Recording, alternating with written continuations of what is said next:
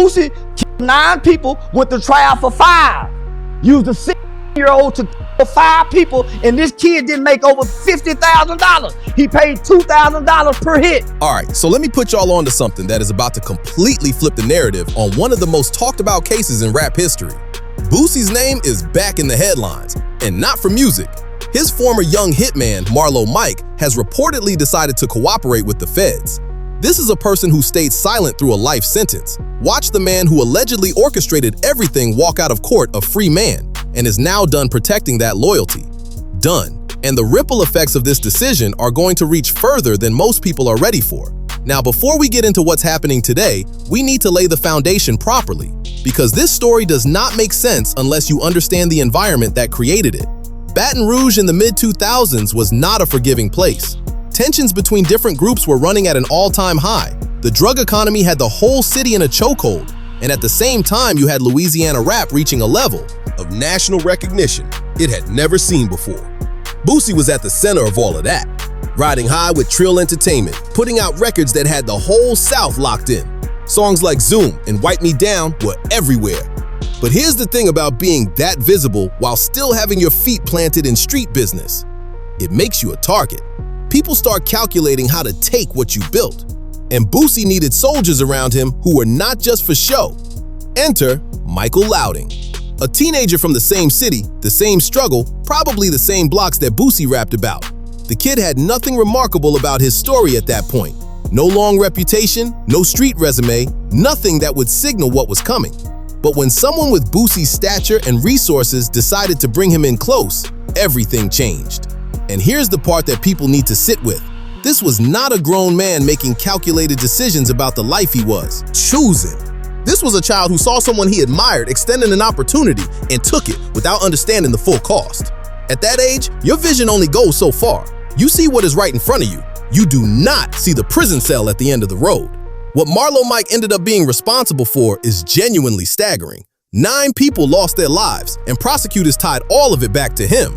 9. He had not even reached the age where the law considers you capable of making adult decisions in most areas of life. Yet here he was, allegedly functioning as a contract killer. And the compensation for all of that? Reportedly $2,000 per job. Let that land for a second. People with his level of alleged involvement in organized crime are usually talking about serious financial arrangements. But this kid was allegedly being handed pocket change by someone who was generating real money. 9 lives, 9 families permanently shattered, and the total comes out to $18,000. That is less than what some people spend furnishing a living room. To a teenager from a low-income neighborhood, that amount might have felt significant in the moment. It might have meant stability. It might have meant status. But the transaction was as exploitative as it gets. A man with power and money using a child's desperation as a weapon and compensating him like he was worth nothing. One of the cases that prosecutors zeroed in on involved Terry Boyd, killed in October 2009. The argument was that Boosie called for it, and Marlo Mike was the one who showed up and carried it out. But that was a single chapter in a much longer story. When investigators began mapping out the full picture, even seasoned law enforcement people were taken aback by the volume of it. What almost never enters the conversation is what all of this was doing to Marlo Mike internally. People want to talk about the street code and the consequences, but nobody wants to discuss what it does to a human being, especially a young one, to be responsible for ending multiple lives. The human brain is not fully developed until a person reaches their mid-20s. The capacity to process extreme trauma, to regulate emotion, to think long-term. None of that is complete at 15. So while Boosie was building his career, expanding his platform, and living the life that his music described, this teenager was quietly deteriorating under the weight of what he had done. Every person he had harmed left a mark on him that no amount of street credibility could cover. There were no resources available to him, no one checking in on his mental state, no support system helping him work through any of it. He was just expected to move on to the next thing and keep going. Boosie was not sitting down with him having real conversations about what he was carrying. That was not the nature of that relationship. Marlo Mike was a utility.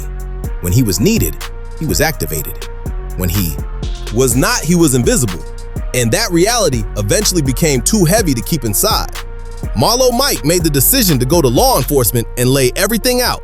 Not because investigators had built a case that cornered him, not because someone else had already flipped and left him exposed, but because the psychological burden had reached a breaking point.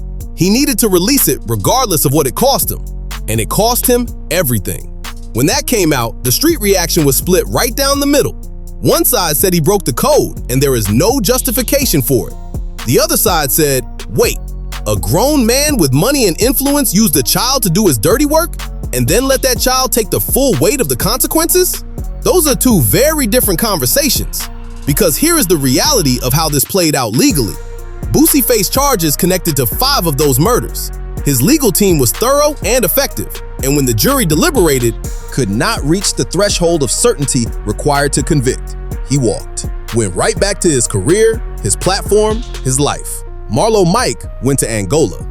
For anyone unfamiliar, Angola is not just a prison.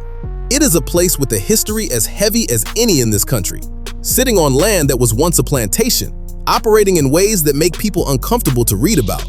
And that is where they sent someone who had just turned 16. Life without parole. No discussion of rehabilitation, no acknowledgement of the circumstances that shaped him, no path back to the outside world ever.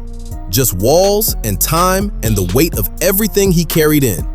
Boosie can frame his story however he wants. He can point to the verdict, build his brand, connect with fans, and live out loud. But the distance between his life and Marlo Mike's life right now tells you everything about the difference between the person running the operation and the person who took the fall for it. One of them is free. The other one has been locked inside one of the most brutal prison systems in America since he was barely old enough to be called a young man. And now that the silence is ending, everything is about to come back to the surface. But the story does not end there, because now there is another name that has entered this situation in a major way: Charleston White. And if you are familiar with Charleston, then you already know he is not the type to sit on the sideline when something bothers him. He has been vocal, relentless, and direct about this whole situation. Charleston has made it his personal mission to advocate for Marlo Mike's release, and in the process, he has been putting Boosie's name in his mouth every chance he gets, and not in a complimentary way. A big piece of what Charleston has been pushing is the issue of juvenile life without parole, the practice of sentencing minors to spend the rest of their natural lives incarcerated with zero possibility of ever getting out. His argument is rooted in something that science actually backs up. The section of the human brain responsible for things like impulse control, consequence awareness, and long-term decision-making is not fully operational until a person is somewhere in their mid-20s. So the legal and moral question Charleston keeps raising is this: how does a society justify giving a 15-year-old the exact same sentence it would hand to a fully developed adult who made conscious, calculated choices? The logic just does not hold up when you look at it honestly. Charleston made multiple trips to Washington, D.C. We are talking 4 or 5 separate visits to lobby legislators directly and push for reform. He was meeting with organizations, sitting down with lawmakers, and bringing stories like Marlo Mike's into rooms where those decisions actually get made. And that advocacy did produce some results. The Supreme Court ultimately ruled that mandatory life without parole sentences for juveniles violated constitutional protections. That was a significant moment. But here's where the cruelty of the legal system reveals itself. That ruling was not applied retroactively to people who had already been sentenced under the old standard. So the young people who came after had a fighting chance at a different outcome. But everyone already sitting in a cell under those old sentences, they stayed right where they were. The law moved forward and left them behind. That is exactly what has Charleston so fired up. He sees a situation where the rules changed, but the people who needed relief the most never felt any of it. And his frustration with Boosie is pointed and public. Charleston has said outright that Boosie has had a more damaging influence on young people than almost anyone else he can think of. He has argued that Boosie deserved the harshest possible consequences precisely because he was the architect of the situation, the one with the resources, the platform, and the authority who chose to point a child in the most destructive direction imaginable. Charleston has even gone as far as saying he would want to get Boosie in a boxing ring just to make him feel some version of what he put others through. The man is not speaking in metaphors. He genuinely feels that accountability has been completely absent from Boosie's side of this story. One thing Charleston said that has stuck with a lot of people is the observation that Boosie rests easy because he never personally pulled the trigger. Meanwhile, the teenager who did is lying awake in a prison cell every night, unable to escape what he did. A 15-year-old with 9 lives on his conscience going to law enforcement, not because he was caught, but because he could not function under the weight of it anymore. And Boosie is outside throwing events and living freely while that young man drowns in guilt every single day. Charleston sees that contrast and finds it morally unacceptable. And honestly, a lot of people who have heard this story feel the same way. Now look, there will always be people who say Marlo Mike made his own choices, that he picked up that weapon, that he could have walked away, that personal responsibility does not disappear just because you are young. And that perspective is not completely without merit. Those decisions had real victims attached to them, families that will never be whole again. That part cannot be minimized. But what also cannot be minimized is the environment that shaped him, the adult who directed him, and the fact that a 15-year-old brain is operating at a fundamentally different level than a grown man's. Boosie had money, he had influence, he had status, and he had years of life experience that Marlo Mike simply did not have. That is not an equal relationship. That is not two people making the same kind of decision from the same kind of position. One person had everything and chose to weaponize someone who had nothing. This is a pattern that shows up over and over again in street culture and the music industry that surrounds it. Older, established figures using younger, hungrier ones to absorb all the risk while they maintain distance and protection. The ones with real power rarely end up facing real consequences. The ones at the bottom, the ones doing the actual dangerous work, are the ones who end up in prison or in the ground. Marlo Mike is one name, but he represents thousands of young people who are chewed up and discarded by that same machine. And the culture that glorifies all of it carries responsibility too. When young people are consuming music and media that frames violence as the clearest path to respect and recognition, some of them are going to internalize that and act on it. How many teenagers right now are watching someone they admire and getting the message that this is how you prove yourself? How many kids are attaching their sense of worth to the wrong things because the right voices are not reaching them? The industry profits from the authenticity, from the raw edge, from rappers who genuinely live the life they describe.